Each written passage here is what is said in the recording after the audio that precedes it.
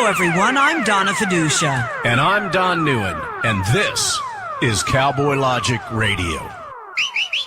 Cowboys didn't dance, didn't wear designer shirts. When their hearts were filled with memories, their bodies filled with hurt. They would sit around the campfire and exchange a piercing glance. Back when the West was really wild, cowboys didn't dance.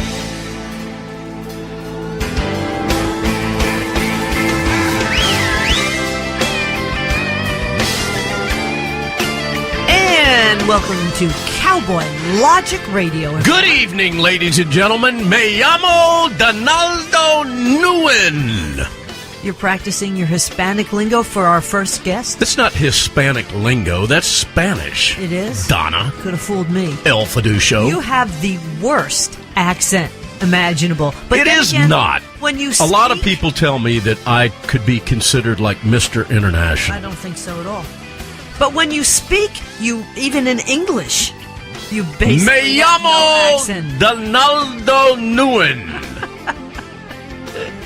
That was pretty impressive, Donna. Come on. I had to tell Work you how with to me say here. it. You asked me, you said, how do I say my name is? And I had to tell All right, well, let's get serious here because people are paying a lot of money to sit and listen to us. Ladies and gentlemen, my name is Don Neuen, and I would like to be the first to welcome you to tonight's absolutely riveting episode of Cowboy Logic Radio. Mm-hmm. We have got so much that we're going to bring to you. We are going to squeeze and compress it into a very compact 2-hour radio show that if you will join us every week at 9 p.m. Eastern, right here, you're going to find out why countless numbers of individuals, some of which are very high profile, like Tom Del Beccaro, and other people that are very similar to Tom Del Beccaro, will come right out and publicly announce that I, Don Neuen, am their favorite radio show host on planet Earth. because you make them record that. I have never made a single person You request say that. they record it, and to be nice to you, they do it. Paige Runnels, Yes. wife of Pastor Kelly Runnels, Yes, here in of Carrollton, Georgia. Holy Ground Baptist Church, In Roopville, Georgia. told me on Friday at the Holy Ground football game that we attended that I was the greatest conservative talk radio host on planet Earth. I didn't hear her say that. All I heard her was yelling, "Go! Let's go!" Yeah, she was cheerleading. All right, well, I'm not sure that she said it on Friday night, but I think at some point she's probably thought that. I think she has. Which is safe to say. Anyhow, we need to do a major... When she's not in the emergency room like she was with the one of her day kids, before again. or Kelly for that matter. A little bit more local news, because one of our valued terrestrial affiliates, AM/FM affiliates, is WLBB 1330 AM 106.3 FM out of West Georgia, and it's housed in Carrollton, which is very close to our hometown. At any rate, we've got some local news that we are really proud about. My oldest, aforementioned Holy Ground. yeah, Holy Ground Baptist Academy, which is where my oldest son Lee went to school. Absolutely a wonderful school, ladies and gentlemen. Wonderful, wonderful school. They have now. When Lee was there, they had an 11-man football team, Which is normal. Yeah. After Lee left and graduated, they ended up moving into a kind of a unique version of football. I've never actually seen it, and that's 8-man football. Well, it's a small school, and there's a lot of small schools around, so this enables them to, I guess, compete a little bit better. Right. And the cool thing about 8-man football is you got a lot more ground to cover with less people. Now, they do shrink the field down to an 80-yard field, but it's kind of cool to watch because, you watch and you got 3 linemen and 1 back, and, that right there is half the team. And then you got a couple of wide receivers and a quarterback. That's about it. Well, I got to tell you, Friday night, this past Friday night, whatever that is, 4 or 5 days ago, day after Thanksgiving, we went to the Holy Ground football game here in lovely Roopville, Georgia, and they were playing a bowl game in which they were the number 1 2A team in the state of Georgia for this Christian league that they're in, and they were playing the number 1 1A team, which is a bigger school for those of you that don't know. 1A is the biggest schools that are in the league, and 2A are then the next category down with regard to the number of pupils. I'm going to tell you something, ladies and gentlemen. Holy ground, holy smoke. Mm-hmm. They came out of the locker room ready to play football. Check out this score. 83 to 42. It was like a basketball game. A whipping these kids put. Oh, I'm not even going to mention the name of the team that they played simply because quite frankly, it's got to be embarrassing. The thing is, with less people and a smaller field, once you break a couple tackles, you're gone. You're gone. And that's the reason why, and that's really the reason why it was so high scoring. But to Holy Ground's credit, and they could have actually scored even more. They could have run up the score. They probably could have hit triple digits and gone to 100. But they kept literally taking a knee the good way. By basically downing the ball, and this way they didn't run the score up any more than they could. I mean, there was enough salt in the wound. You know what's really sad though, and it was so uplifting at the end of the game. Again, this is on a private field that belongs to Holy Ground, so no one could say anything. At a private school, exactly. They said a prayer at the end. They talked to both the players.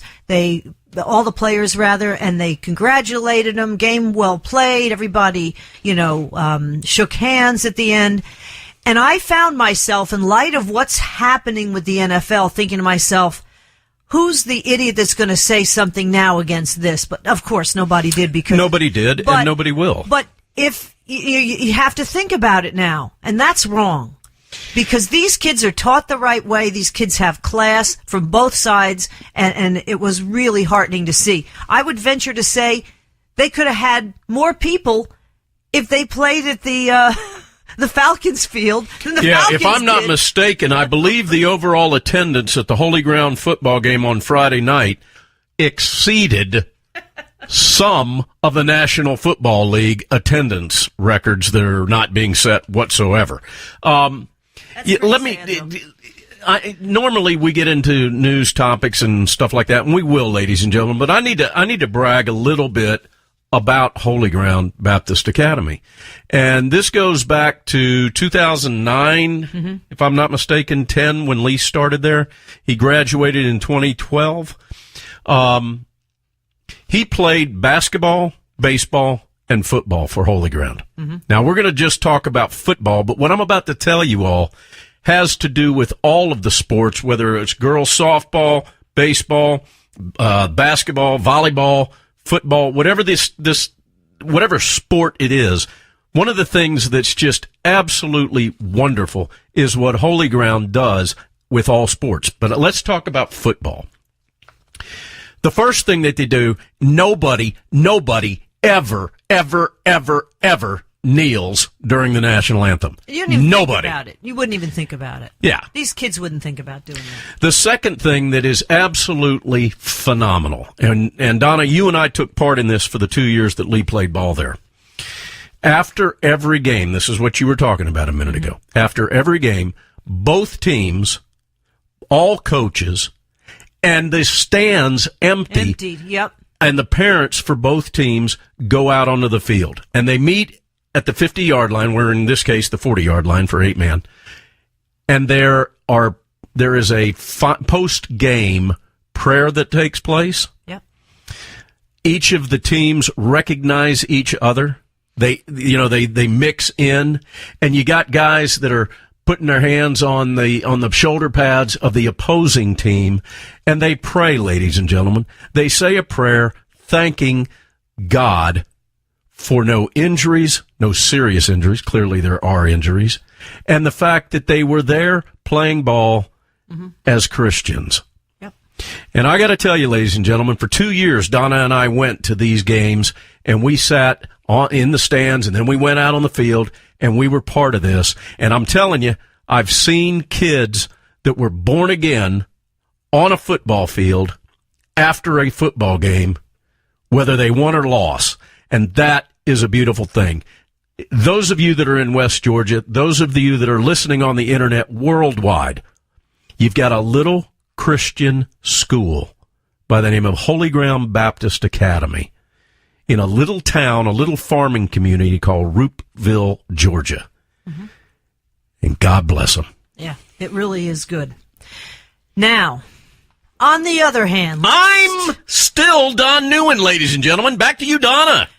We're going to sing now, class. Speaking of school, Donna's going to sing. We're going to do a 180. Wait a minute. This is the Milano's Pizza singing moment featuring Donna Fiducia. Even bring Milano's Pizza into this next story because it's got too much class for what I'm about to talk about. Oh, Milano's Pizza has too much class. There you go, ladies and gentlemen. Milano's Pizza. Head straight down 27 south toward LaGrange.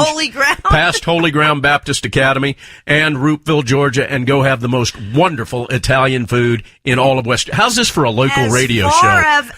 But listen, seriously, as far as teaching goes, we now have to do a 180 because we have to get back to the news. Let's get serious. And news time. You know that you can't really teach if you're a public school unless you're politically correct. Okay.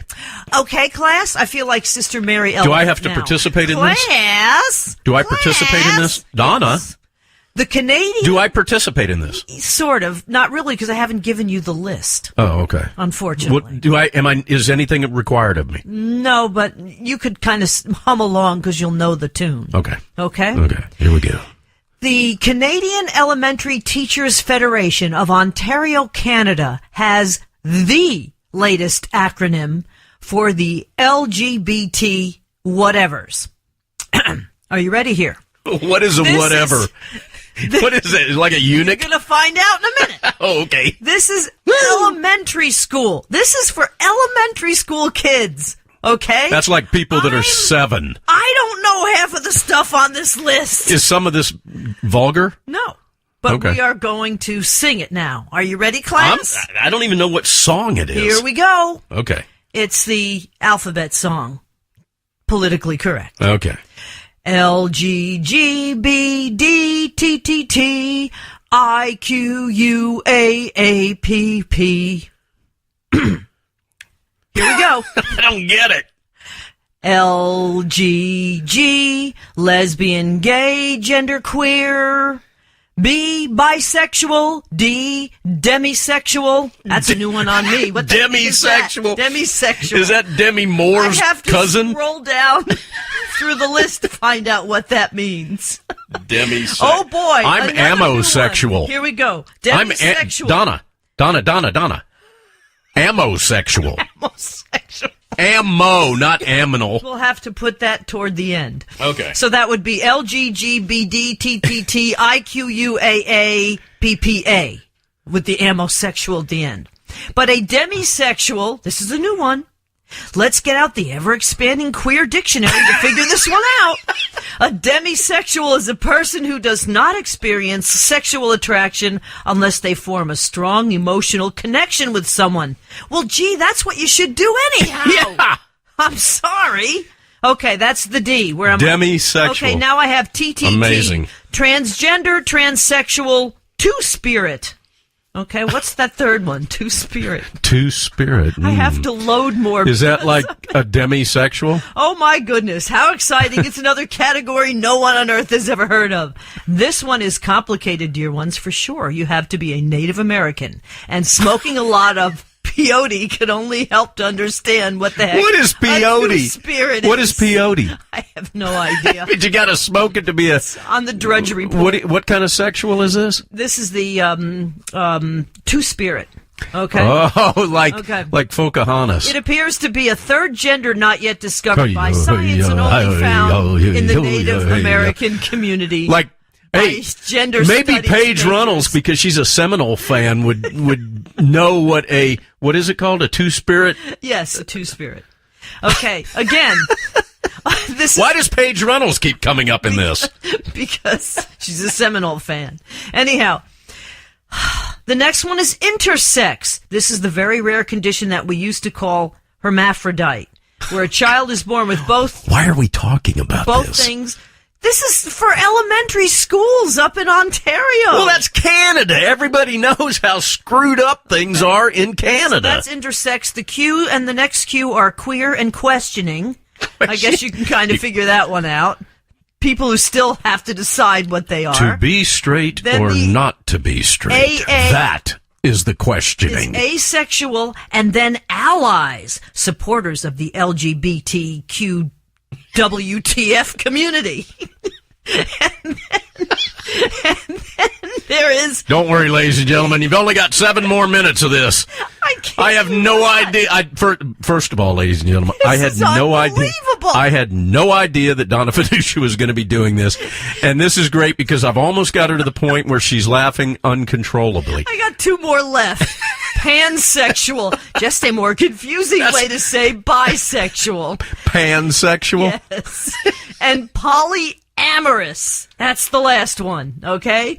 People who are basically leftover hippies who miss communes. Or hardcore Mormons. Either way, they're people who like to have more than one partner. Mormons? Sometimes at the same That's polygamy. Polyamorous.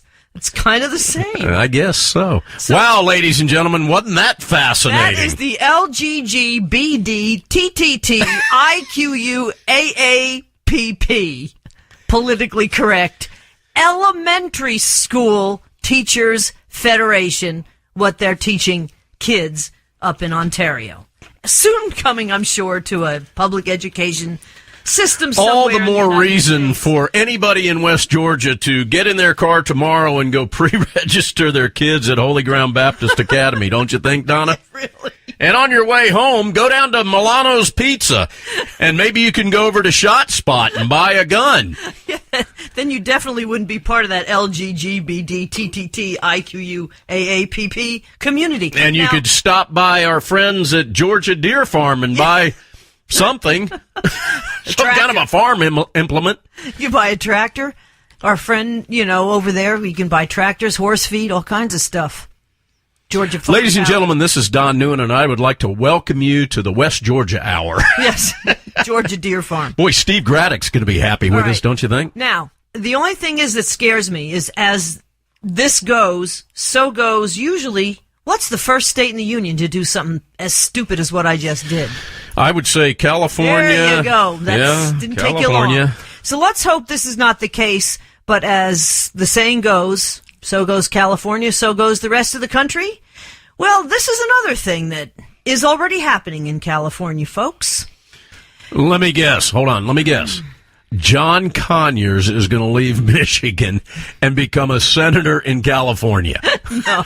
No? No, but they do have a huge problem with homelessness in California.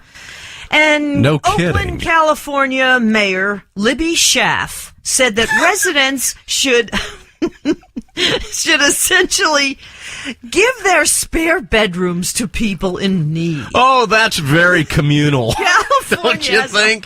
Only liberals would hey, what's your name? Well, that would be maybe... Far out, man. You want to stay at our house? Maybe they could have a polyamorous Maybe they could.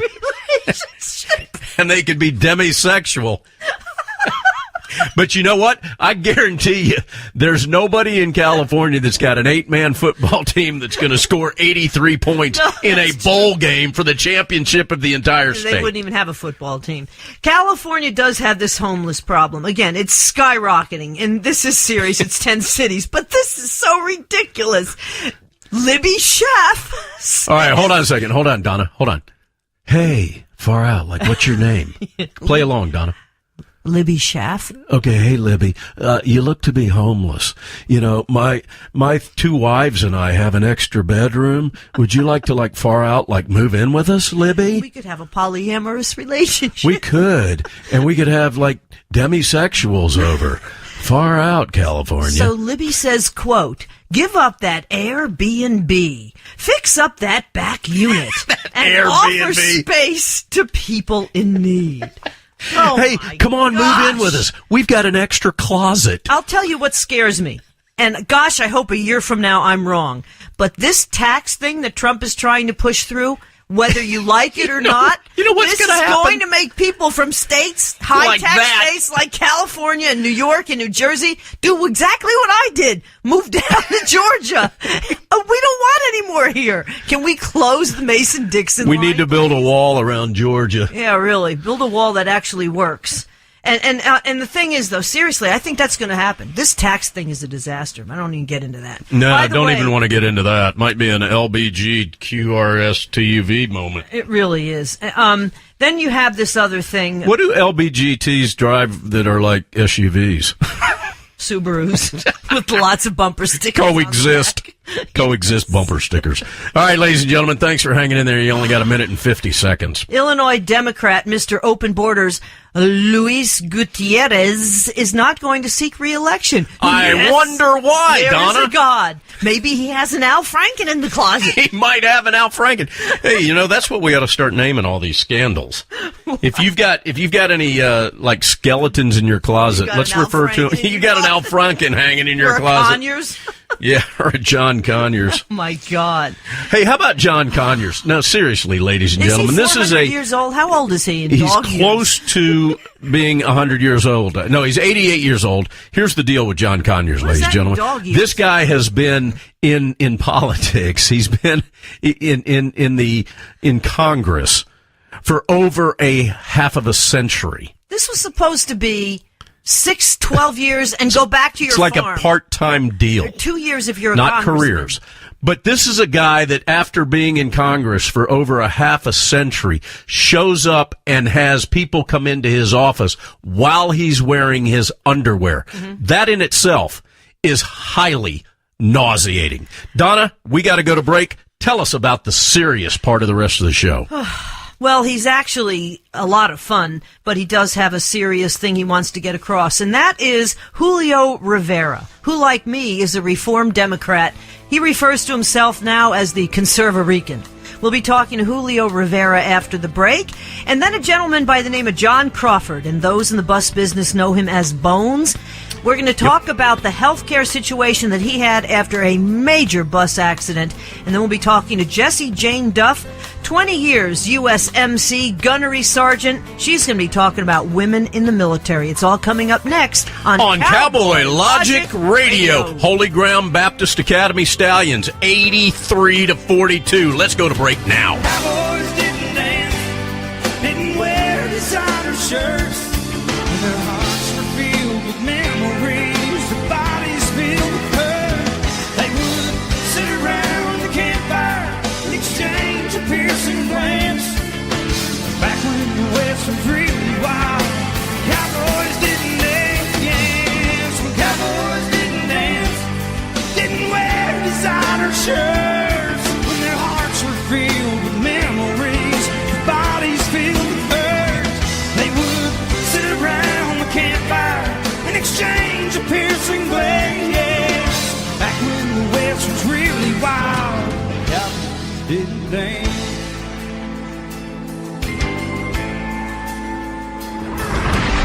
Check us out on the web at cowboylogic.us.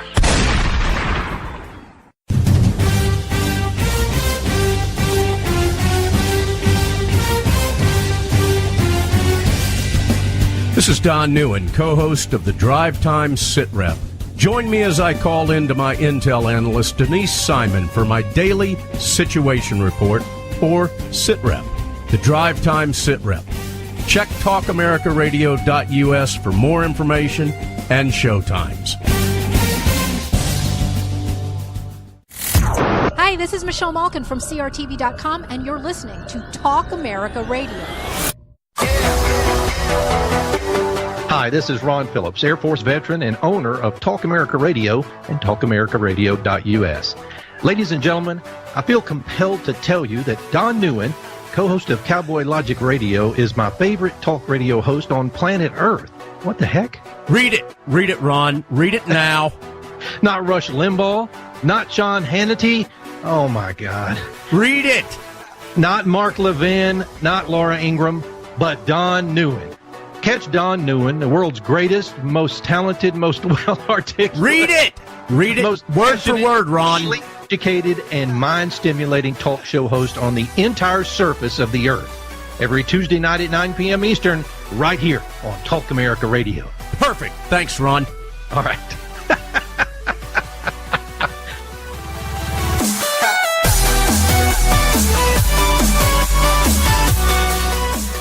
By now, you've probably heard us talk about CRTV on Cowboy Logic Radio. Well, Donna, tell them what CRTV stands for. Conservative Review TV. That's and right. They just launched an all-digital conservative media network featuring exclusive, commercial-free TV shows from heavyweight conservatives like Mark Levin. Mark Levin. Man, I love me some Mark Levin. Does that make me gay? No. Michelle Malkin, my old buddy from Fox. I even like me more, Michelle Malkin. Does that make me not gay? Makes you the alpha male. And it is the year of the alpha male. That's right. Mark Stein. I believe he's from Canada. And Steven Crowder. That's good Crowder. Just to name a few. Right now, you can get a full year of CRTV. Does anybody know what I was just talking about Yeah, when I say, that's good Crowder? If they watched Saturday Night Live, they did. Okay, so at any rate. You can get a full year of CRTV for less than $9 a month. How many euros is that, Donna? I have no idea. $9 a month. Okay. Euros. Watch every CRTV show on demand on any of your favorite devices. Like an iPad, like an iPhone, like an iMac, like PC. Well, PC if you're not cool. I'm not cool. To sign up right now, go to crtv.com/cowboy. Hey, whoa. /cowboy. So you go crtv.com/ That's the line. cowboy. Yes. Let's make sure they understand this. crtv.com/ the word cowboy. And that's one word for all the liberals. You're listening to your local news source, WLBB, News Talk 1330 and FM 106.3. Hey everybody, they're back on again! Cowboys didn't dance, didn't wear designer shirts. When their hearts were filled with memories, their bodies filled with hurt.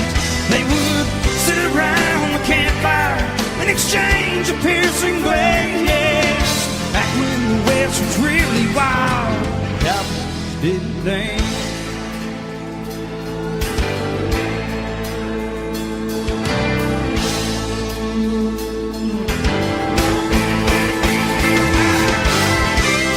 Welcome back to Cowboy Logic Radio. I'm Donna. Good evening, ladies and gentlemen. Let me be the first to welcome you back to the bottom of the hour. Hour 1, segment 2.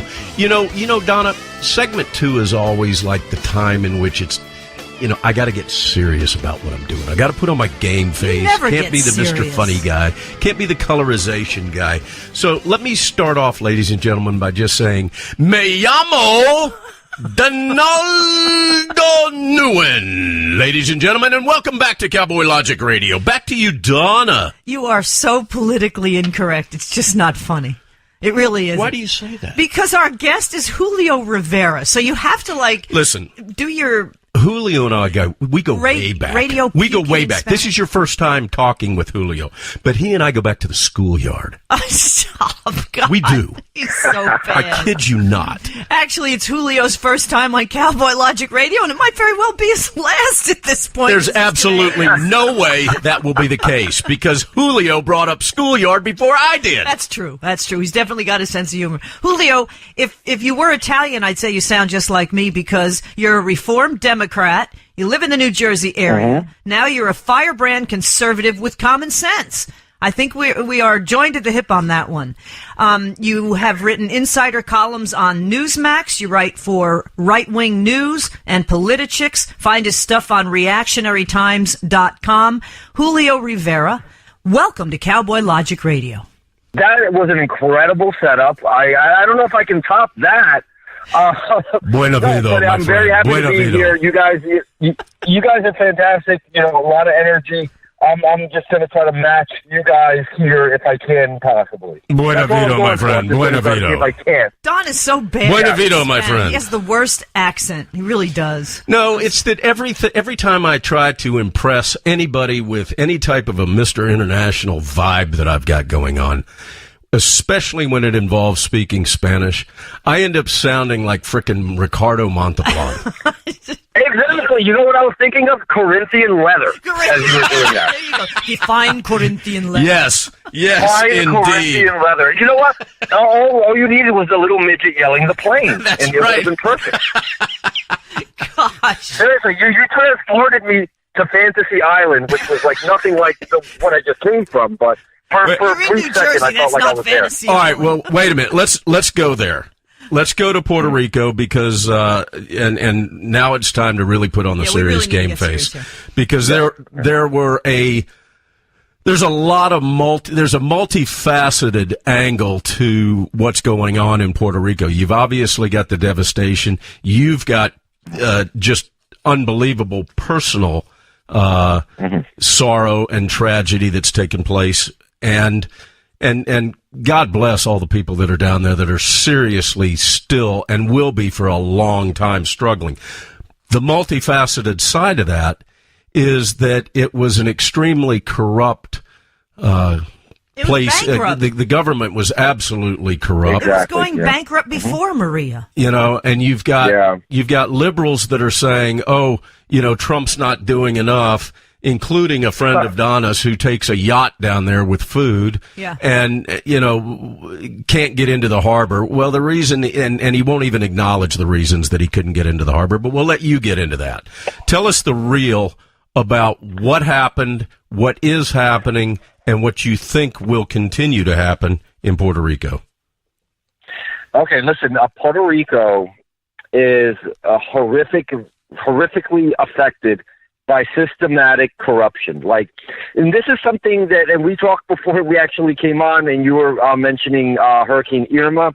The day before Hurricane Irma hit, actually, I was hosting Newsmax Now, and I brought up the fact that 300,000 PREPA customers in Puerto Rico. PREPA is the Puerto Rico Electric Power Authority. They're basically the big utility out in Puerto Rico, the electric company, whatever you want to refer to it as. They only have one in Puerto Rico, and it's PREPA. 300,000 users lost power before Irma got to Puerto Rico. And it didn't really hit Puerto Rico hard at all. It was really Maria a couple of weeks later that leveled the island. Now, that's the state of the power grid there pre-hurricane. Let me tell you something. The PREPA themselves have sold public bonds. They've taken out bank loans, all to the tune of about $9 billion. They were supposed to redo the power grid. They were supposed to start solar power projects, and it's Puerto Rico. I mean, it's close to the equator. That seems to be a no-brainer, solar power, right? Mm-hmm. Wind energy projects. They were going to do all this stuff. They never did any of it. PREPA actually got caught up several years ago when Hugo Chavez was still alive. They got caught up in a scheme where they were purchasing sludge oil from Venezuela, and they were selling it to customers on the island for 3 times the cost. They were kicking back the profits in order to enable the scheme and its continuance to local politicians on the island, right? When Donald Trump, or when this all happened, right, you had Carmen Yulín Cruz, the mayor of San Juan, basically trying to deflect, trying to make this about a weak American response. Trying to blame Donald Trump. She didn't even show up to FEMA meetings. She was criticized by the mayor of Caguas, Puerto Rico, for not even showing up. So how are you going to criticize the federal response when you're not even yourself a part of the process? You're not even showing up to FEMA meetings. And I think that the reason this great deflection is going on is because it's a shell game. They want us to look at Donald Trump. Let's blame Donald Trump for everything, right, without looking at the fact that the infrastructure and all that $9 billion was squandered away and corrupted. And that's the reason why we're at about 65 days since Maria touched down, and more than half the island still doesn't have power. I remember I trade stocks, and I remember them talking about the public bonds that you said was $9 billion, that Goldman Sachs customers are losing their shirts on with these Puerto Rican bonds as well. So it goes into the economic structure of the United States. And as you say, the corruption is so bad as it is. With Donald Trump, they have to find a a hurricane, whatever the heck it is, from New Orleans. Everything, Katrina. Trump had to have his own Katrina. And this is what they tried to make it. And that was anything but the case, like you say, because, I mean, even Carmen Cruz, the mayor of San Juan, had no business at all with FEMA. She doesn't even show up, and then she criticizes what's going on. And the mainstream media is complicit in this as well, don't you think, Julio? Yeah, absolutely. I mean, getting back to the point of, sort of, this is all a result of Puerto Rico getting in its own way. FEMA was there before Irma even hit. There were supplies that were there immediately in the aftermath of the storm of Maria. And I remember one time Carmen Yulín Cruz was doing a hit for, I don't know, it was like CNN or MSNBC or one of those liberal stations that went ahead and gave her, a voice in this matter, standing in front of supplies. And I always remember that. Why are the supplies? Why is she standing in front of the supplies? Why aren't they on trucks? And one thing that people forget was, and it was very underreported, is that the truck drivers union in Puerto Rico was not allowing non-union CDL license holders to drive trucks in Puerto Rico. They turned this into they politicized it as a union issue. Meanwhile there were people, starving to death in Puerto Rico that needed those supplies. Another misguided thing that happened very early on, Puerto Rico's governor, Ricardo Rossello, who is a younger man. I think it's a combination of he's a little wet behind the ears, and he's part of the New Progressive Party.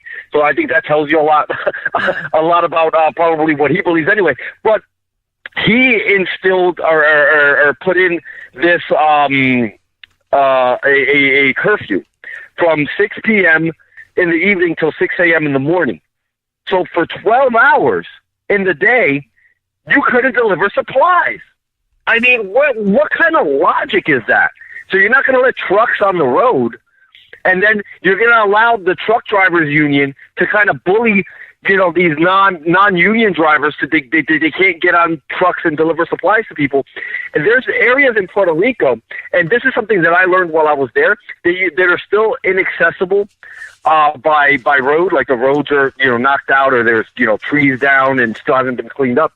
FEMA was actually, and the Puerto Rican National Guard was actually dropping supplies by helicopter. And so when you do that by helicopter, you don't really have a guarantee that you're going to have the equal distribution of the supplies. It's still a mess. I mean, I will say this: the United States should help, but they should do so with federal oversight. I started actually, and if your listeners want to go to petitions.whitehouse.gov, there's a petition there where I request a congressional audit on PREPA activity, because we need to figure out, first of all, where all that money went. And this is something, and I'd like to get your feedback on this, guys, that I feel Jeff Sessions and the Justice Department should audit the activities of PREPA and find out exactly, where all this kickback money is going to, and punish and prosecute these offenders. Well, let me ask you this, first of all, ladies and gentlemen, we've got Julio Rivera on with us, the conservative Rican, Conserva-Rican. Conserva-Rican. Yes, exactly. It's very important that you say, come on, do it in the accent now. I want to hear it in the accent. Conserva-Rican. There you go. That sounds great. Was that pretty good? That's branded right there. That's beautiful. Yeah. All right. Exactly. Well, we'll pull that little clip. I actually want to clip that and use that soundbite on my show. Absolutely. I hope you will. I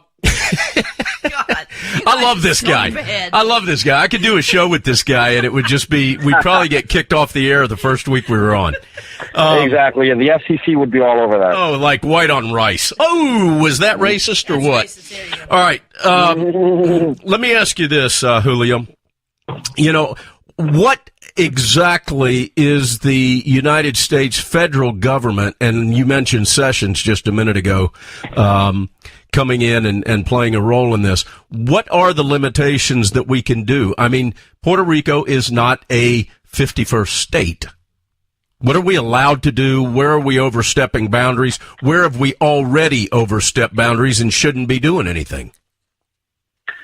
Well, I mean, for all intents and purposes, I mean, Puerto Rico is U.S. soil, so I mean, there isn't necessarily any limitations to what we can or can't do there. I mean, it just depends on what are we going to do. Is it going to be the status quo, or are we just kind of shell out taxpayer money? Throw good money on top of good money to people who are basically, we already know where it's a culture of corruption. It's, so it's basically, it's like, remember, what was it, Hazard County? It's basically like if the federal government was throwing money at Boss Hogg, you pretty much know he's going to keep it or something. It's going to get corrupted somehow. Well, basically, I mean, the governor of Puerto Rico went to Congress 2 weeks ago on Tuesday, 2 weeks ago. And he requested $95 billion for Puerto Rico. That's not chump change, right? He wanted 77 to wipe out Puerto Rico's debt. Oh, bail us out. Yeah. And he wanted $17 billion to redo the infrastructure, regarding the power grid. Redo the power grid, the power infrastructure. And I would not bail out Puerto Rico. I mean, I think that's unwise. I think Puerto Rico, if you actually look at it, Puerto Rico should be doing a lot better than it actually is, because there's incentives for corporations to go to Puerto Rico where they can actually pull off. And this is something, and I don't know if you guys are aware of this, there's a condition where businesses can go there and only pay a 4% tax. Mm-hmm. Puerto Rico should be thriving. Mm-hmm. But the reason why, and I figured this out because I have a lot of friends that own businesses and that are in, parts of big corporations. The reason they don't go to Puerto Rico is because, the tax rate would be spectacular, but there's first of all, you have to worry about your slow internet. You have to worry about electricity going out. It's not conditions that are conducive to doing business. But if they hadn't corrupted all that money and they took care of it in the first place, Puerto Rico could be thriving right now. Much like, we're seeing actually in Ireland, where, after they took it on the chin, they figured out that they had to, make the conditions in Ireland better to, attract new businesses. And now, what's happening in Ireland right now should be happening in Puerto Rico. I'm actually doing a column for that'll be out next week on Newsmax, where I do a comparison between what Puerto Rico could have done and what Ireland is currently doing. And, it's like I said, the biggest hindrance to the Puerto Rican people are the Puerto Rican people, and basically the way that they're going about handling things. You can't sit there. They've got that Democrat sort of entitlement mentality. They're putting their hands out, expecting to be saved by America. But really, the climate, not the weather climate, but the business climate could be much better than it currently is, and they would have attracted a lot of business there had they done what they were supposed to do. Like I said, when they sold those public bonds and when they took out those loans, $9 billion. I mean, they could have redid the grid. I'd like to audit the government. Hold on a Puerto second. Rico, not just PREPA, but the government. When you get into Exactly, the grid, yes. you get my juices going here. The governor of Puerto Rico goes up and asks for how much? $96 billion? $95 billion. $95 billion? $95 billion. Yeah, $95 right. billion. Yeah. 96. All we need is $20 billion, and we can protect and harden the entire grid of the United States at military spec against EMPs, against this nutcase in North Korea or Iran or Russia or China. And this guy's asking for $95 billion? Well, they owe $75 billion or something like that in bankruptcy loans. That's a problem. It was bankrupt. Exactly, yeah, but I think what Don's point is, and you're absolutely correct, is $20 billion would redo the entire United States. They don't need $17 billion to do, an island that's basically just a little larger than Delaware. I mean, that's ridiculous. Exactly. And the thing that gets me is it was I hate to say it, a banana republic beforehand. And this is it is a microcosm of what is happening with big government. Big government corrupts absolutely. That's all I can say. Absolute power corrupts absolutely. You get people that vote a certain way, and it's like California. They just keep digging themselves in a bigger hole. And this, if nothing, at least highlighted the problem. And you hate to have a catastrophe to do that. And I do want to get serious here, Julio. Tell us about the personal tragedy that happened with your dad because of this. Yeah. Basically, my dad was in a situation where he was on dialysis for a long period of time, and he had a compromised immune system. He developed an infection. Basically, I think that the conditions were there with, we had a lack of running water right at the outset. The infection got bad, and, within a couple of weeks, he actually died, and he died on November 1st. I just came back from Puerto Rico. I was there for 12 days, kind of living in the conditions there. And it's difficult, there were days where, you couldn't have adequate water pressure to, even take a shower, I was probably showering like every couple of days when I was there. There's no electricity. It's very difficult. The one thing I saw, that I can take away from it, with my family was that it did, bring my family, a lot closer together. Mm-hmm. And that was, the one positive takeaway that I definitely, take away from that. But, I think his condition and his demise was, certainly accelerated by the fact that, he was living under those conditions in his, his last days. We talk quite a bit with people about EMPs. It could be a solar flare. It could be something, man-made. But that is the problem. People like your dad, people on dialysis, people who need constant medical care. It's unfortunate. Those are the people that are going to be hit first. And we don't realize until we have a tragedy like Maria for Puerto Rico, but that is, again, just a small portion of what could happen if, God forbid, this hits the United States. And I really don't understand. It's so frustrating to me why our government isn't stepping up to the plate here. Yeah. Like I said, before I think we allocate, and we have to allocate money to them. They definitely need help. We have to help, but it can't be the status quo. It can't run in the way that it has. There has to be a cleansing, I think, of Puerto Rico. And we talk about draining the swamp here, and that's something that Donald Trump, obviously he ran on that. And we see how hard it is to do here. It sounds great, but it's a matter of actually going in there and rolling up the sleeves and actually looking into it. And I'm telling you, Jeff Sessions, and it's time to start prosecuting crooked politicians that basically are enabling this tragedy. And it's as bad as it is still. And the comeback from it has been slow because there's it's systematic over a long period of years. It was not one thing. They were falsifying lab reports, fuel testing reports, PREPA. They were, again, I mentioned previously, selling the sludge oil for 3 times its price and kicking back the profits to local politicians that were enabling this. It basically became PREPA kind of, and those loans that they were taking from banks, and the proceeds from the bond sales were basically a slush fund for these corrupt, utility officials and local politicians. These are the people. This is the swamp that really needs to be drained, because this is a humanitarian crisis of this generation. We talk about, and you were saying before, you talk about a lot about EMPs. People always throw around a statistic like 70 to 90% of the population will die within the first year if EMP strikes. That's basically tantamount to, basically what happened in Puerto Rico. Mm-hmm. So, we saw, and they spit out a number like 50 people are dead. That's an inaccurate number, first of all, because there's people that die as a result of the conditions that were caused. There might have been only 50 people that died. Yep. Exactly. The initial death toll as a result of the wind and the water and everything, and maybe a tree fell on somebody or God knows what, was probably 50.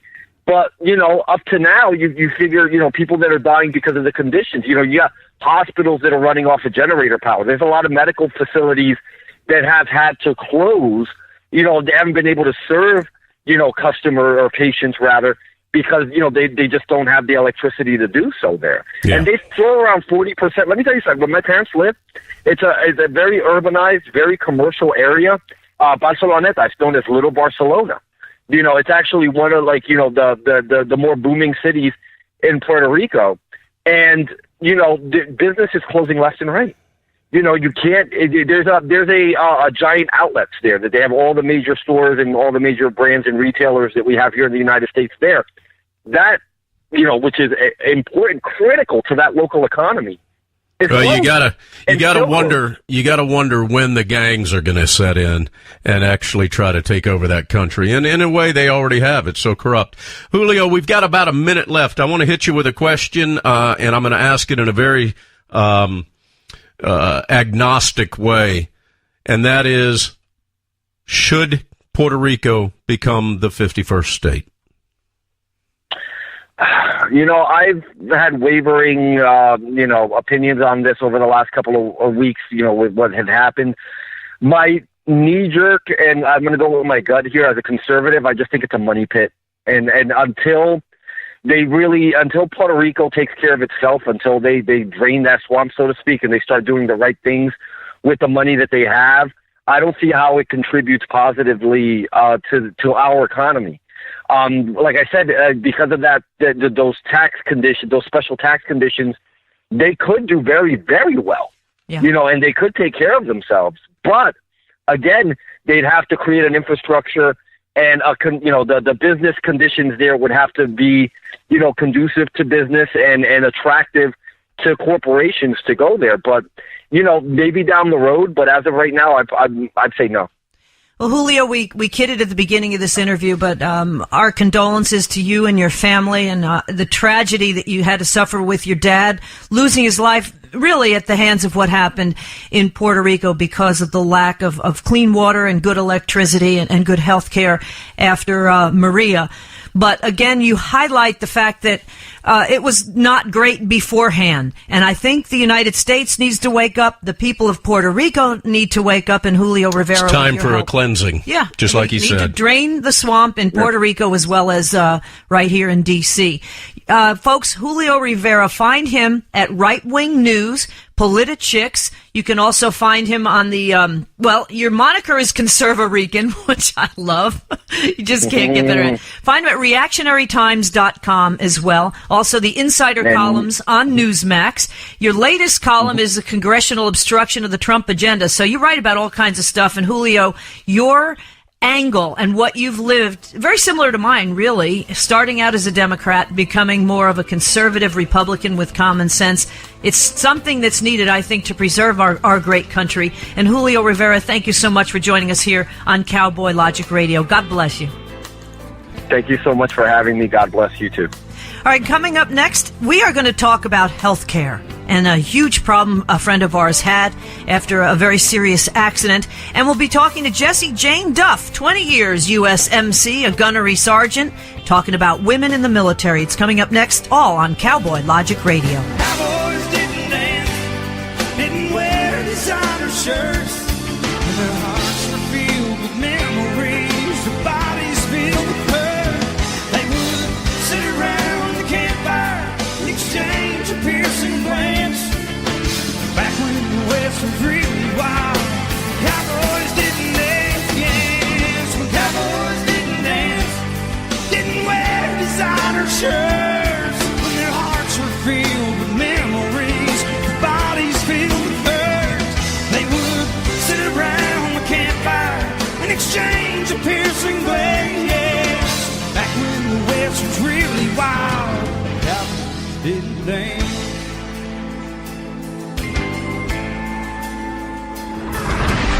Check us out on the web at cowboylogic.us.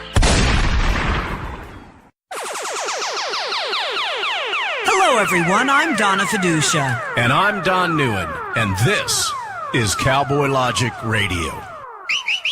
Cowboys didn't dance, didn't wear designer shirts. When their hearts were filled with memories, their bodies filled with hurt. They would sit around the campfire and exchange a piercing glance. Back when the West was really wild, cowboys didn't dance.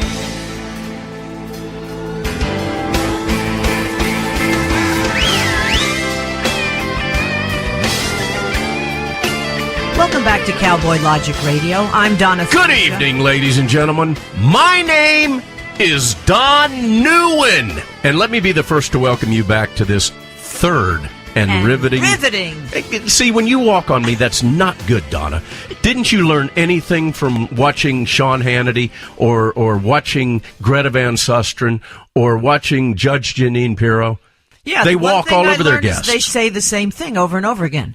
I know Hannity's had a construction career for 20-some-odd years. I'm Don NEUEN, ladies and gentlemen, and let me be the first to welcome you back to segment number 3, top of the second hour, a riveting show, if I do say so myself. And, Donna, we've got somebody that's a very special guest, more special to me than you. Well, I'm going to kind of sit on the sidelines here. I am going to let you pretty much handle most of this because this is your business. This is my Don world. NEUEN. This is what pays the bill. And this is my friend. We're talking about the entertainer coach business. And for all the liberals, what that means, let me translate that to any liberal that's listening. Mm-hmm. Rock and roll bus. Yeah, but the thing is, it has some connotations that we have to get into here. Some angles we can branch off into, especially healthcare and or lack thereof. All right, so here's the deal, ladies and gentlemen. NEUEN. Yeah, thank you very much, Donna. All right, here's the deal, ladies and gentlemen. We've got a dear friend of mine. I've worked with him for a lot of years. 8 years, if I'm not mistaken. I will refer to this gentleman throughout this entire segment as Bones.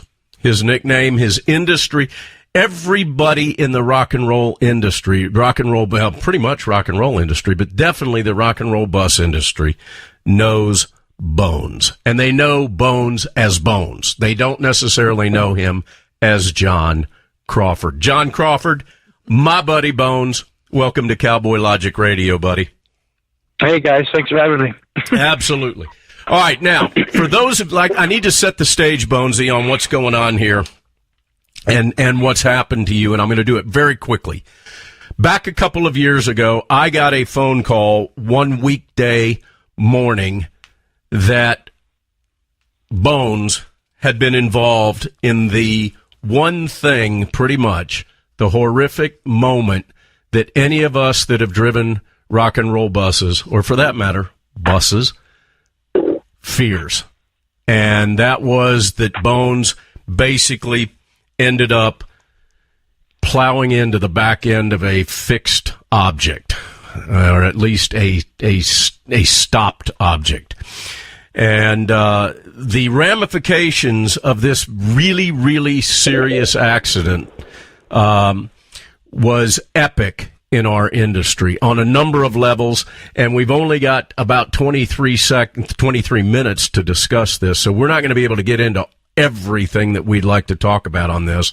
But Bones, why don't you set the stage for everybody that's listening as to what happened that foggy morning outside of Aurora, Colorado, I believe is where it was.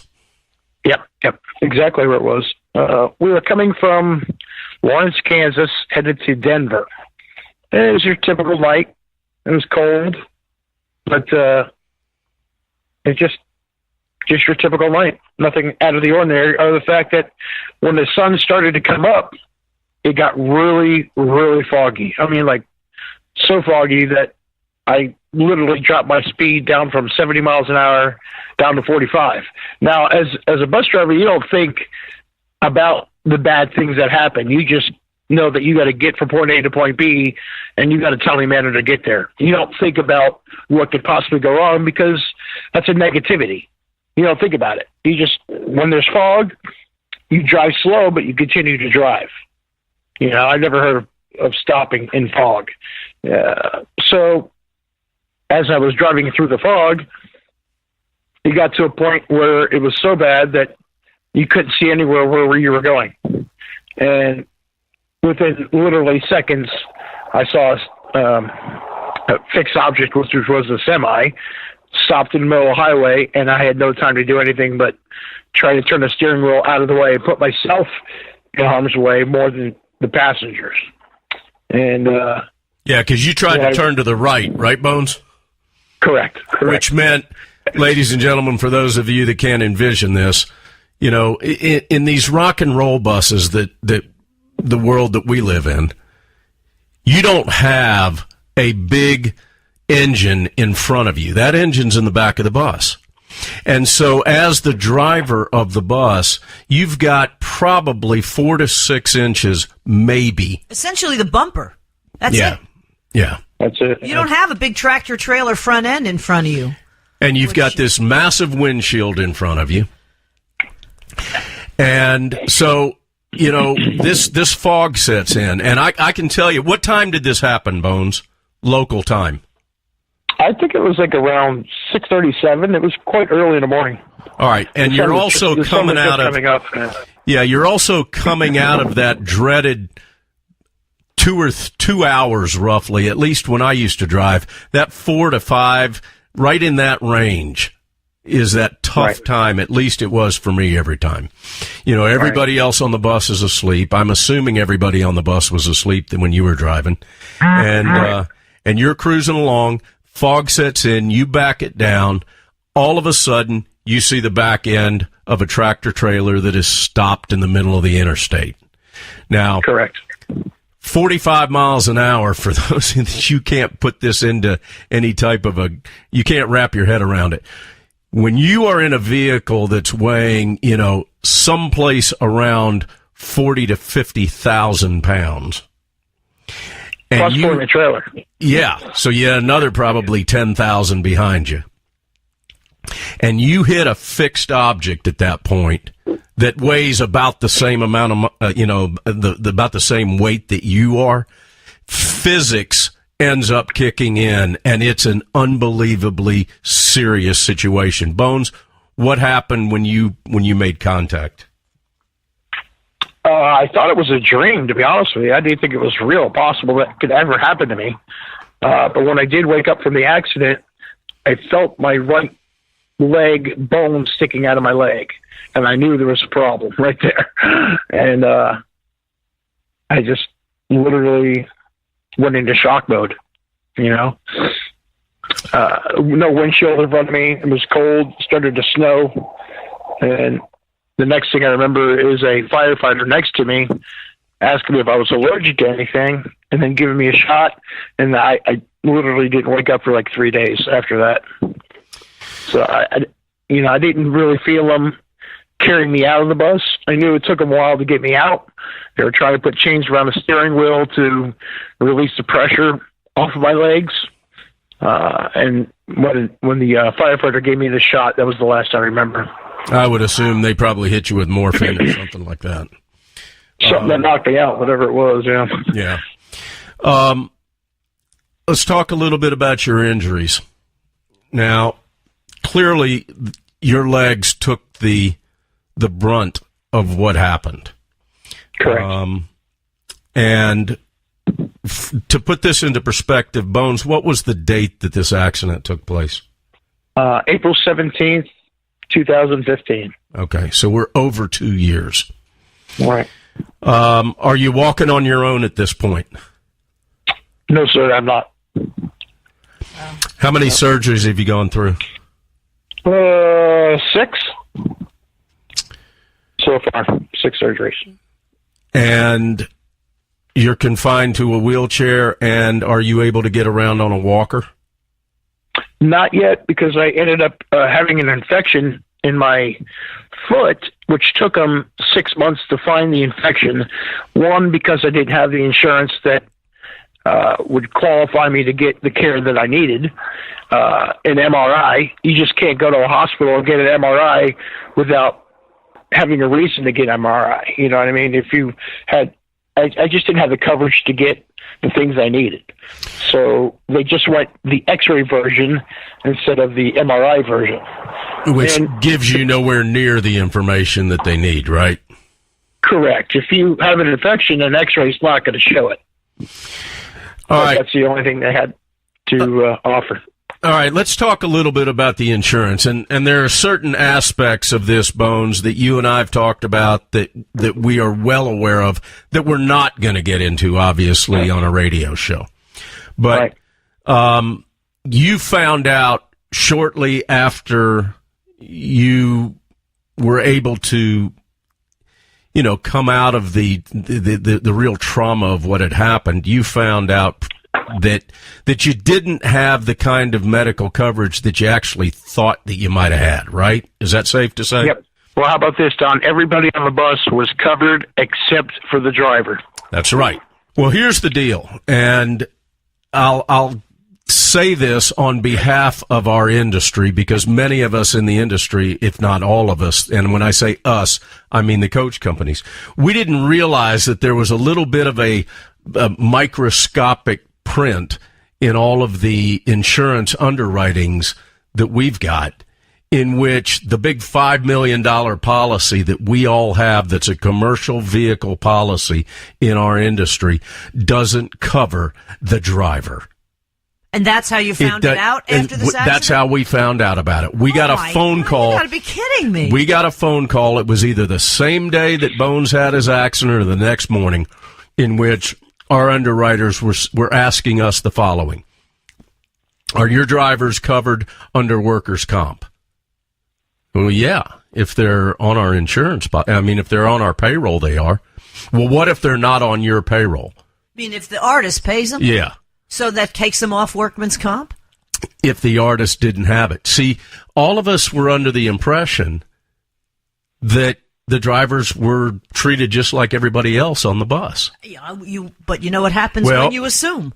Yeah, but and that wasn't even an assumption that we made. I mean, that's what we thought was going on. You would think so. And because it would make sense. Go ahead, no one in the industry has ever told me that you must have your own insurance prior to driving the vehicle. I just never thought about it. Well, the thing is, automatically thought you were covered. Yeah, but the thing is, you didn't need your own insurance. Here's the big flaw in what happened with this. In the eyes of the Internal Revenue Service, a bus driver like Bones, like me when I drove, like all of our guys, can't be considered an independent contractor. Now, if you could be an independent contractor, then it's your responsibility to provide health insurance for yourself. Correct. But the IRS asked two questions that make it to where you can't qualify, Bones. I can't qualify. I could when I own my own my own buses. But the bottom line is, the two questions are this. Number one, are you operating your own equipment? No, Bones, he wasn't. Right. Number two, if you're not operating your own equipment, do you have employees? No, he doesn't have any employees. As a result, in the eyes of the IRS, he cannot qualify to be an independent contractor. Therefore, but what is he then?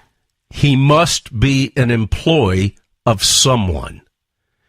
And if he is an employee of someone, which with the IRS rules mandate by those two litmus questions they ask, he must, as an employee, therefore have workers' comp insurance. And that's why the insurance company did not pay for any of my medical bills. That's right. Whatsoever. That's right. And so, a very, very, very little sliver of the silver lining of this cloud that Bones has had to endure is that it sent a tsunami through our industry that next day. I can think. Okay? And as a result, now see, Bones, you probably remember back in the days when you were driving with us that you were on, at the time, it was probably CAP's payroll. Correct. Okay. Every time you did a drive with us and you were paid through CAPS, you had workers' comp because you were an employee. Correct. But in the situation that he was in on this particular tour, he was being paid by the band or by the band's business management. I don't know which one it was, as an independent contractor, which meant unknowingly to him, he was totally without insurance. So, Bones, what are some of the things, if you don't mind getting into them, you don't necessarily have to get into the financial aspect of it unless you want to really drive a point home to the listeners. Well, I'm wondering if Obamacare and the problems, this is in the height of Obamacare a couple of years ago, too, if that's a problem. It actually helped him. Well, that's if good. I'm not mistaken, right, Bones? Yes. Okay. Well, that's good. So, all of a sudden, you start going through these multiple surgeries over months and months and months, your life has been changed like no one that's probably listening to the show right now can even fathom. Right. But you're also now with massive medical bills. I believe, Don, it's over. It was when I left Colorado hospital. It was over 800,000. I can't imagine what it is now, but I would say probably in the $2 million range, if not more. Yeah. And that was, you were provided with that medical care though, without having any insurance, correct? Correct. They performed the operations, the surgeries, the rehab, the physical therapy. That's been going on for you without having any type of formal medical insurance. Am I correct in that? Well, I did end up getting Medi-Cal, which is California state insurance. So that helped me out a lot, getting Medi-Cal. I signed up for it when I was in a hospital, and I ended up getting that. That helped out with basically, the Obamacare or whatever. It all worked out to, I was able to get the basic necessities that I needed. Okay. At the time. Other than surgeries and to test out, MRIs and stuff like that, I did not get. But I was grateful to get whatever I did have, Yeah.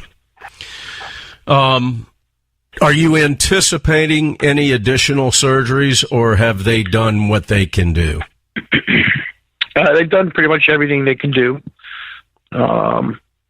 I was, like I said, on a walker until, the infection in my foot became infected. It just started out as a ulcer or a blister, which turns into an ulcer, which turned into an infection, which put me in a situation where I had to get an amputation of my left pinky toe.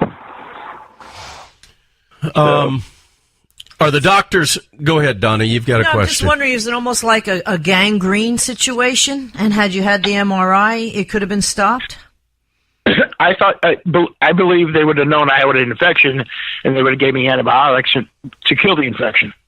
So because I didn't have the coverage, I didn't get the MRI, therefore I didn't get the things I needed to have. And the infection ended up, or the blister or so-called ulcer ended up being an infected bone in my foot. Yeah, and it's real hard to deal with a bone infection, as you will attest to. It's unbelievable. I mean, your leg does things on its own, or your foot, and it just affects your whole body. Not just your foot, it affects your whole body. The bloodstream in your body, everything is just all affected. And it was a terrible ordeal. I mean, I went from one surgery, and, doctor's like, I think I got it. Well, why do you think you got it? Why don't you know that you got it? Why can't they put the foot underneath some kind of machine to say the infection's gone? Yeah. They don't do that. They just do the surgery. I think I got it. Oh, wait a second, I didn't. Go back in number 2. I think I got it. No, go back in again. So I did 4 of those. Wow. I know you want to walk again. Absolutely. Yeah. Do you believe that you will? Absolutely. Yep. Good. Yep. We've got about. I won't run a marathon, but I said I won't run a marathon, but I'll definitely get back up on my 2 feet again. That's for sure. Yeah. Well, Bones, there's a lot of people that I work with every day that love you like a brother, and they also, when they come through the Southern California area, and I've seen numerous times where you've hooked up with drivers, I know that they are all waiting on the day when you walk into that restaurant to meet them. Right. Can I just ask one thing? Yeah. A lot of times tragedies lead to open doors in other areas. Are you thinking about talking to these other drivers at length about making sure that they're covered? This is a nightmare scenario for somebody who drives for a living. I would definitely like to talk to other drivers, but drivers rock and roll bus drivers are hard to talk to. You can't tell them not to do something because each individual driver is their own. I like to tell them what I've been through and experiences that I've had that maybe that could help them out, but. Well, we've got about 2 minutes, and then we've got to go to a hard break. Bones, what I'd like to do at this point is open this radio interview, this radio show up to you. And 2 minutes can be a long time when you're not talking with a rehearsed. It's a long time when you got a script. But right. if you had, our industry, I consider it to be like the special forces. We've got a very limited and finite number of professional entertainer coach drivers. I'm going to guess that it's probably around 1,200 in North America at this point. If I had all 1,200 of those in a big conference room at a resort, at a hotel, and I gave you the microphone, you've got about a minute. What do you tell them? Make sure you're covered and to take care of yourself physically. You never know when it's going to end, or it's going to change. You just don't know. If you were in California, that was your home state, do you find California covered you better than most? Because it does have, a huge government support system for illegals. I'm hoping that it might have helped you a little for more legal people like Bones. Exactly, for somebody who's an actual citizen. I would definitely say it was beneficial for me. It's I had a home in Tennessee, and I just didn't know how well I was going to even be covered. California was the safest place for me to go, and it's worked out well. I mean, it's been a long process, but Well, there's one thing that has come out of this, Bones, that I know you and I talked about last week at some point. And anybody that ever worked with Bones knew that Bones basically took a pack of cigarettes, cut the end of it off, and smoked the entire pack in one fell swoop, right? You could say that, yeah. Okay. And Bones, I would like for you to announce to the listeners one of the things that came out of this tragedy. I have not smoked a cigarette since the day of the accident. That's a good thing. That's a huge hat tip, brother. And the other thing, I would be absolutely remiss in not allowing you to give a hat tip, but there's a very special individual in California that you happen to be very close to that has been your guardian angel throughout this whole thing. And who's that? My girlfriend, Marcy. There you go. Yep. She's my lifesaver. Without her, I wouldn't be alive. I can guarantee that. Well, I cannot think of a better statement to end this interview on than she's your lifesaver. There's a lot of people that I know in this industry that know exactly how much she means to you and how critical Marcy was in the fact that you're able to talk to me today. Well, put it to you this way, Don. Imagine just moving in together, starting a relationship, and this happens a couple months after you're living the dream of a life. And it got taken away from me, and she stuck by me. What woman, I don't know, in the right mind would stick by somebody like that, but she did. Well, that goes to show you true love and loved ones and the people that are special in your life, the ones that really do care about you and how important that is. But the bigger story I'm seeing from my angle is that people need to look at their insurance and make sure, no matter what career they have, that they're covered, especially, though, if they're out on the road and you could have a situation like this. And thanks so much for joining us, giving us what's going on in your life now, some 2.5 years later. I just can't imagine.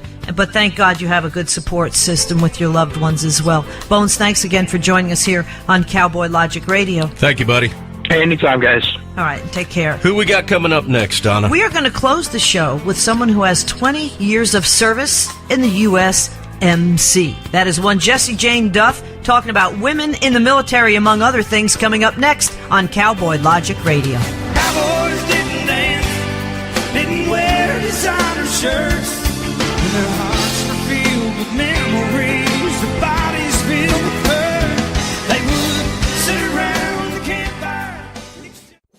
Hi, thank you for listening. My name is Ron Phillips, and I'm the owner and operations manager of Talk America Radio. It is with great pride that I offer you these two 24/7 streams of some of the finest talk radio programming in the country, but I need your support. Talk America Radio is a listener-supported network. That means we need your help to continue to offer the quality programming you're hearing right now. Please visit talkamericaradio.us and click the Support Us button. You can contribute monthly or send us a one-time amount. We'll put it to good use continuing to share the American voice. Thank you.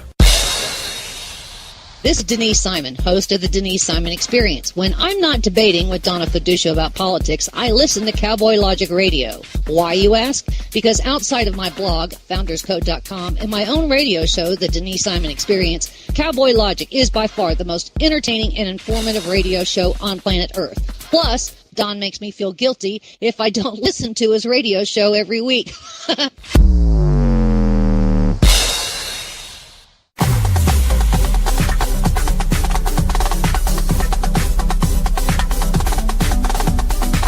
Hi, this is Gunnery Sergeant Jessie Jane Duff, United States Marine Corps retired and Senior Fellow with the London Center for Policy Research.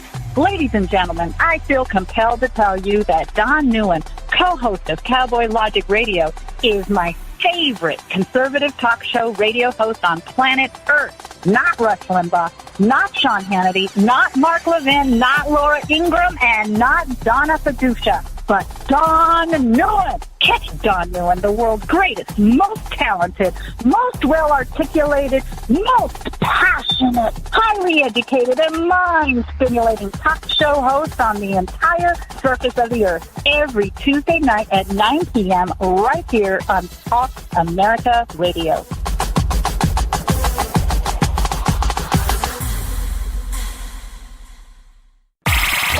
You're listening to your local news source, WLBB, News Talk 1330 and FM 106.3.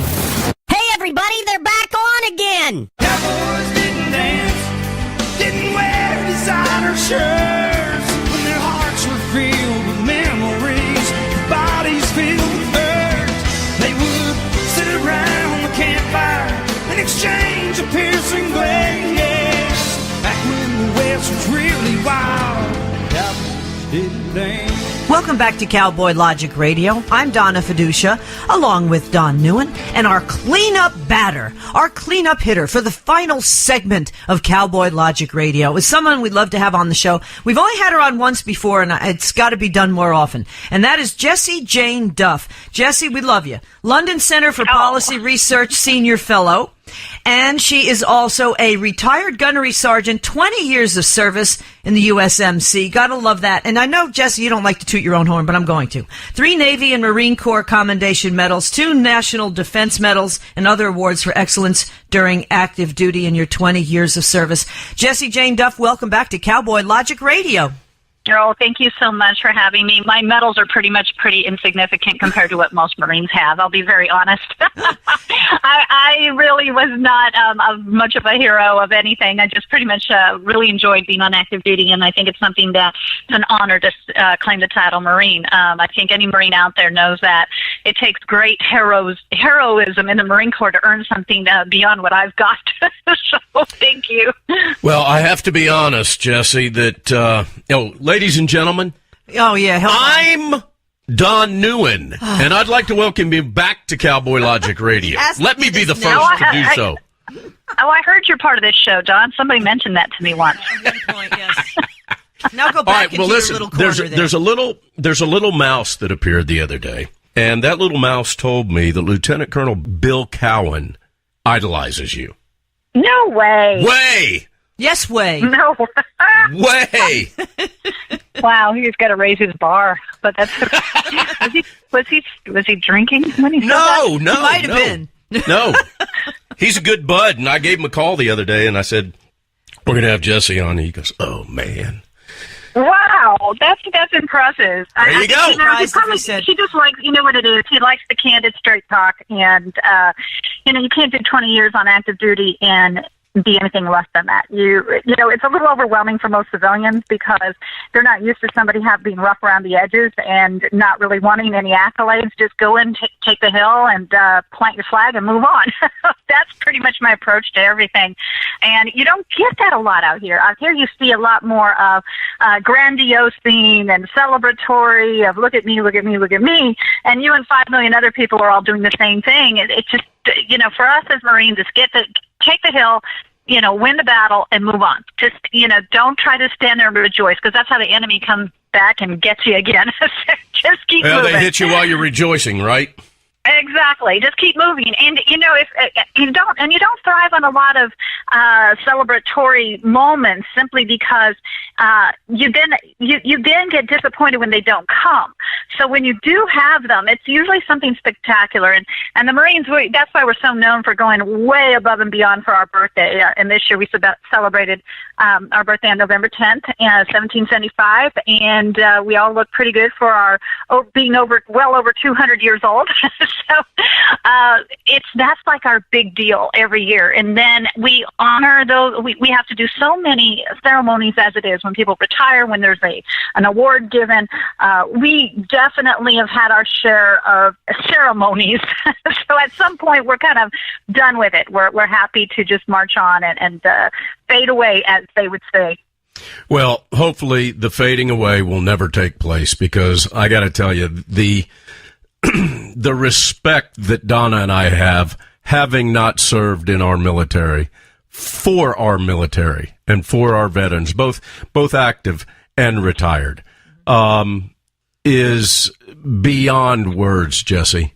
I mean, it's something that we cherish, being able to, I cherish being able to walk up to someone that I can tell is either a veteran or clearly someone in uniform and just go, can I just borrow a moment of your time?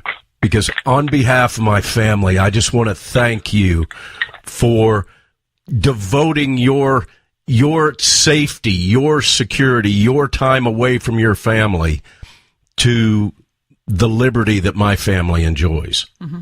And that's something to me, as someone that has not served, has not had the privilege of serving, I feel that's my duty.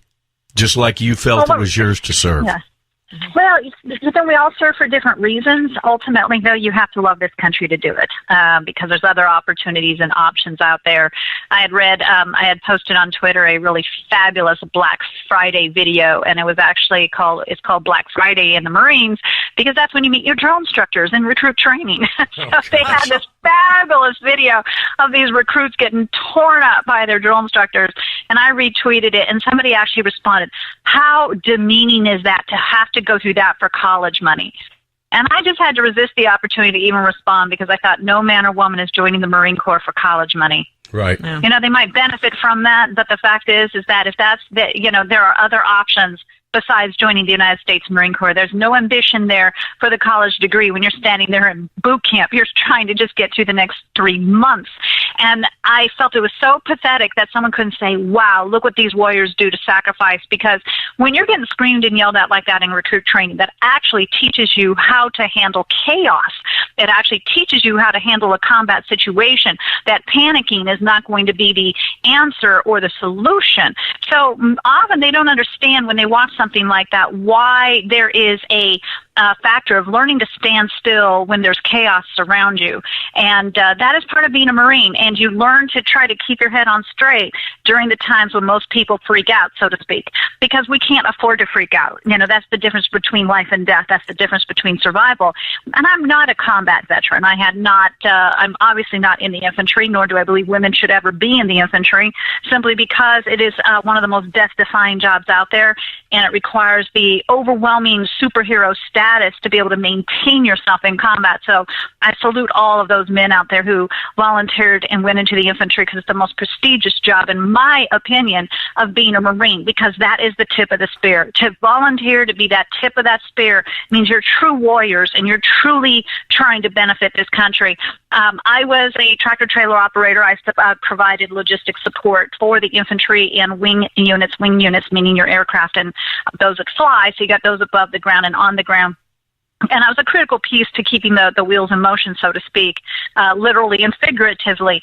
But at the end of the day, it's all about our infantry. It's all about our ground combat forces. It's all about those that are able to get the job done, because without them, we're just a bunch of supply clerks, truck drivers, administrators, and the band sitting in the rear waiting for it to get finished. And without them, we wouldn't even exist. Well, I'm honored to serve under them. But you just said something that stuck out, like a sore thumb here, which I gotta ask you about, and quite frankly, I agree with. Women should not be in the infantry. That's not necessarily the case now, and I really feel, I'm sorry, if you're injured and you're a 250-pound guy, and I gotta go out there and try to drag you into safety, it ain't gonna happen. If you're, I'm sorry, Well, that's understandable, but I've got to approach this from more of an analytical and fact-based argument. Any woman that can't lift a man wouldn't be allowed in the infantry. That would be the first thing. Good. But I'm not trying to support it either. I will say this very bluntly. It should have been reversed as soon as General Mattis, now Secretary of Defense Mattis, walked into that office, into the Pentagon. There is overwhelming data that demonstrates that it is a lethal mistake. The Marine Corps had spent several $1 million. I believe it was roughly $33.5 million. I may be wrong on that number, but on a 9-month study that with integrated ground combat units, the integrated units were performing at 60% of the rate of the non-integrated units. The women were injured 3 to 10 times the rate of men. Why is that? Well, we don't have testosterone, people. And when you don't have testosterone, when you don't have those basic chemical functions that males have to build muscle, women can only build up so much muscle before they start becoming injured. Anybody who has a daughter in sports understands this. They've seen that with soccer, the higher rate of injuries of females versus males. If we were so capable, then why aren't we playing in the NFL? And I don't want to hear anybody say, well, that's different. No, it's not. If we had a wide receiver running towards that touchdown line to make that goal, and a strong safety clobbered her and threw her across the field, America would gasp. Because a 280-pound strong safety is going to be able to, or 240-pound, or 220. Heck, just a 180-pound strong safety is all muscle. And a female can never manage to get to that weight, that class, whatever, because we are built differently. I would say that might be sexual harassment. Well, no, it wouldn't be sexual harassment. I'm only kidding. You know what I'm trying to say. But women and men are built differently, and when you start putting women in ground combat units, you're causing a lethal mistake. The Marine Corps put 400 women in this study through infantry training battalion in the Marines. Only 35% graduated compared to 98 or 99% of the males. I want to know what happened to that remaining 65%. How many of them had to be discharged due to severe injury or disability? How many of them won't be able to re-enlist? Out of the 35% that graduated, they took the top tier and put them in the study with the males. So now you had to take the best of the best to get through that training that we had for 9 months, the study in 29 Palms, California. And when you look at the end result, you still found that they only performed at 60% of the rate of the men. And the Secretary of the Navy at that time had basically stated that, well, we didn't select the most qualified women to do the job. Well, first of all, where are you going to get these super women that you're talking about? These are the best of the best, Secretary. These were the best. They already graduated Marine recruit training, Marine combat training, and infantry training battalion. What women are you referring to? Because once you lift the ground combat exclusion, the exemption that women had, now all women should have to be able to perform at the same level as men. That's essentially what you're doing. You can't pick and choose now. You're going to allow the women to go through like a buffet and pick what they want, versus the men all have to be capable of serving in the infantry? You cannot have this double standard if you truly want to claim equality. Mm-hmm. The fact is that we are not equal physically, and we know this. We are all based with great talents that should be utilized in the best way possible to have the most effective fighting force. If anybody wants to argue with me, I would say, since when did the military become an equal opportunity organization? Yep. It's about combat readiness. That's all it's about. It's about overwhelming and destroying and killing the enemy. So when you start putting women in ground combat, you essentially have diminished your readiness, you have diminished your forces, and there's no data demonstrating that women can perform to the level of men. Zero. Even of the women that got through the Ranger School in the Army did not go through the actual Ranger Training Battalion to become Rangers. They went through a Rangers Leadership School, which was misrepresented by the media. All three of those women had to go through each phase. There's 3 phases, got recycled each time for each phase. That means they took longer and a more expensive cost than any male did.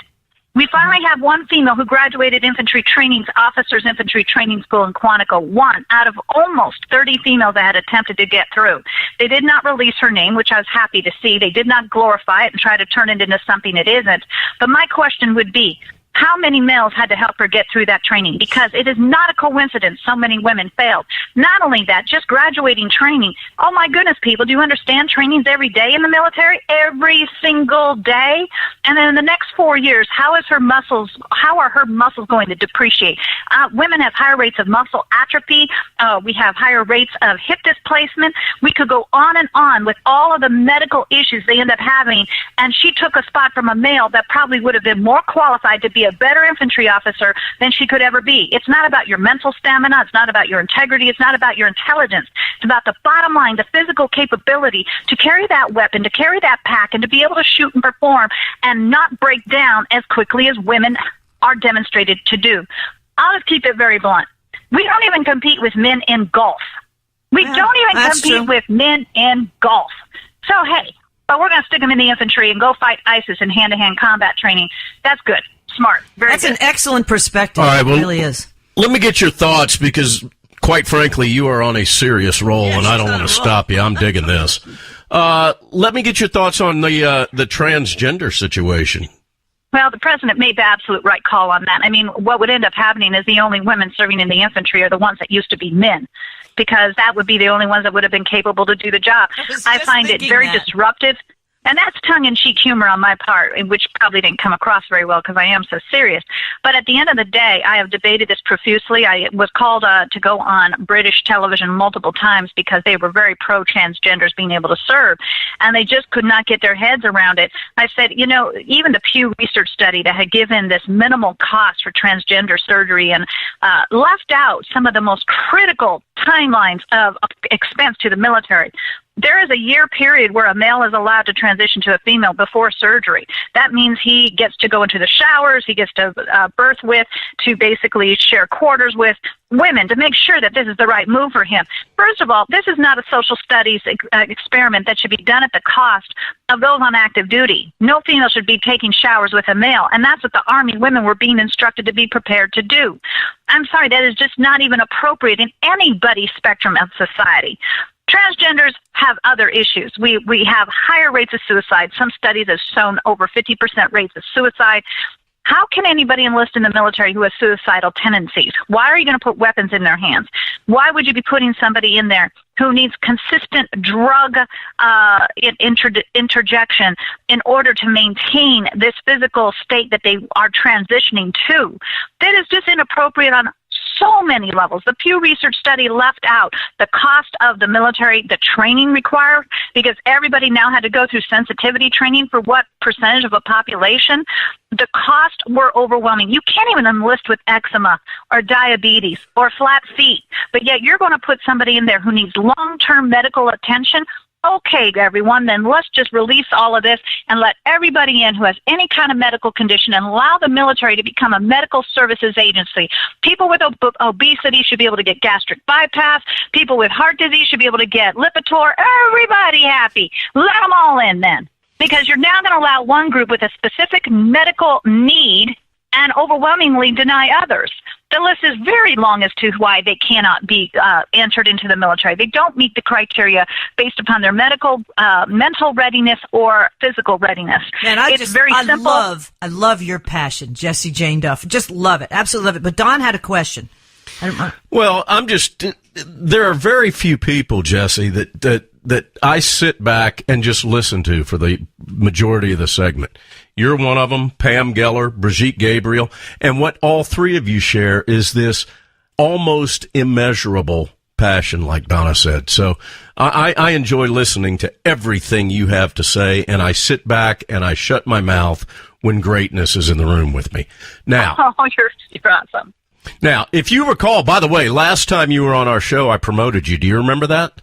Yeah, I think you made me a general or a colonel. Lieutenant Colonel. Remember. Oh, Lieutenant Colonel. Yeah. Great. I'd rather be a gunnery sergeant over a lieutenant colonel. Well, I know you day. would, and you smacked me down almost immediately before the last syllable came out of my mouth. But all right, I want to get your take on, and I'm going to ask this question to you in a way that I've never asked it of any other guest. If you were to be able to control the National Football League and their alleged desire to bring light to this alleged social injustice that's going on, how would you advise them to do that? Because I would like them to. Go ahead. No. Because, in my opinion, if they are trying to accomplish something that is good, and I'm not so sure that that's the case, they're sure as hell going about it the wrong way because they've lost me. Of course they are. Of course they have. I haven't watched football for 2 years now, which was a very tough thing for me to cut because I was fairly prolific in the sport, but I have just literally ignored it. The fact is that there are obviously some social concerns that some of these players feel need to be addressed. And, well, what should have happened then is they should have been addressed in the right way to make the change. Kneeling during this national anthem or when the flag comes out, how is that benefiting the cause? How is that highlighting the issue? Just this weekend alone, I think I had retweeted, oh my goodness, at least 3 officers who were killed in the line of duty on my Twitter page. 3.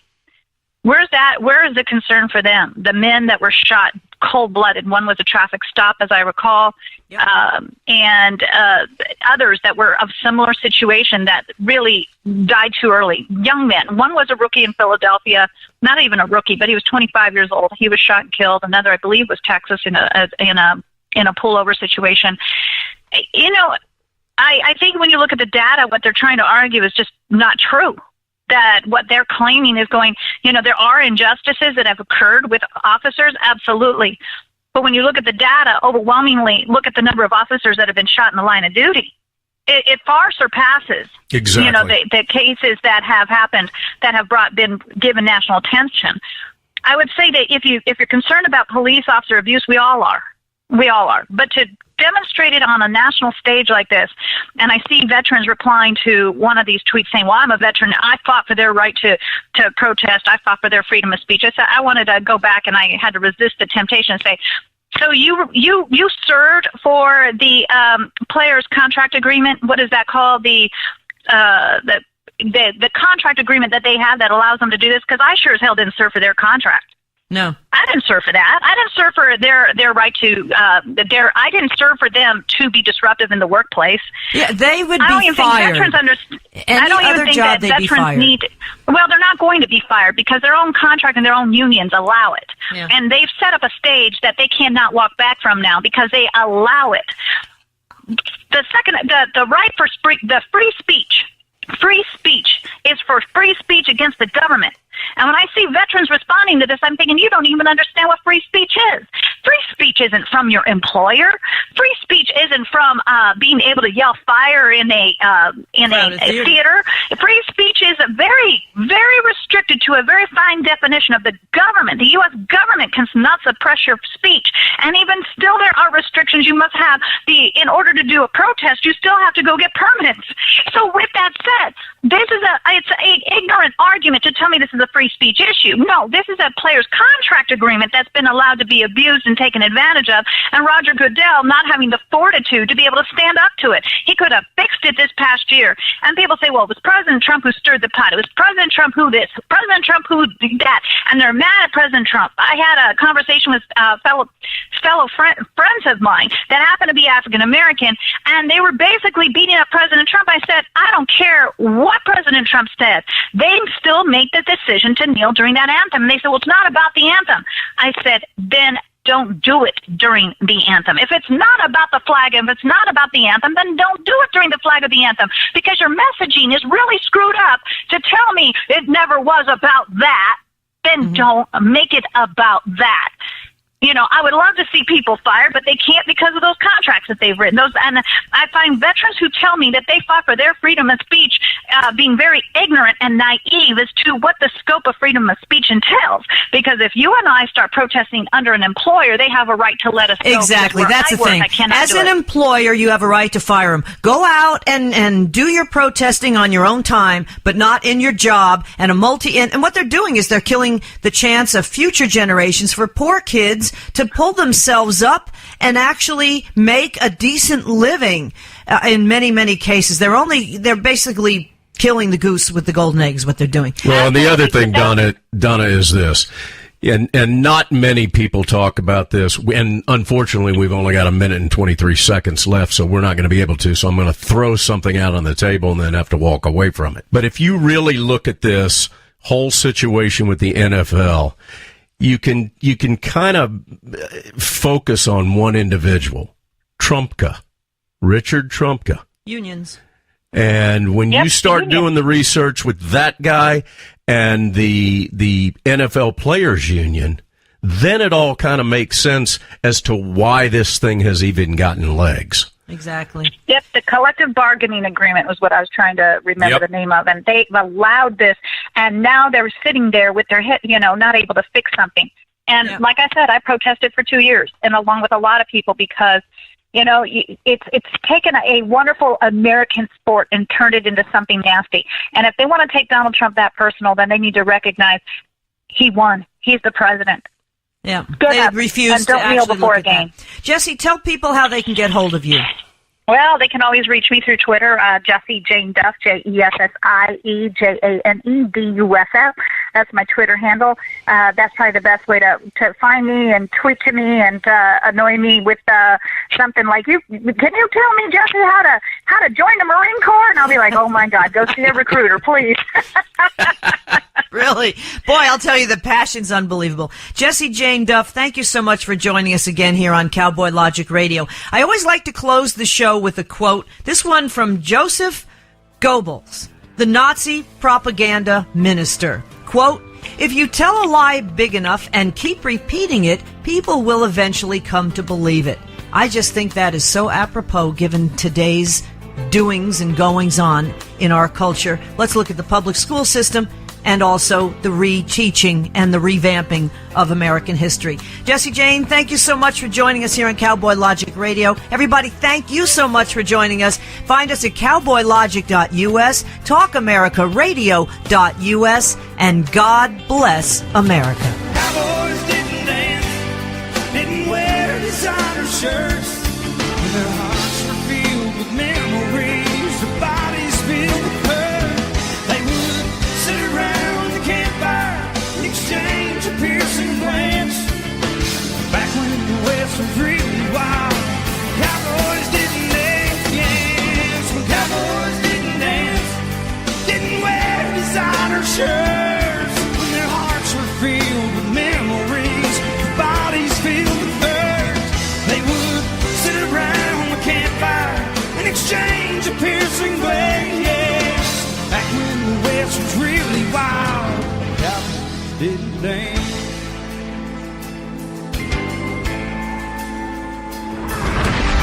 Check us out on the web at cowboylogic.us.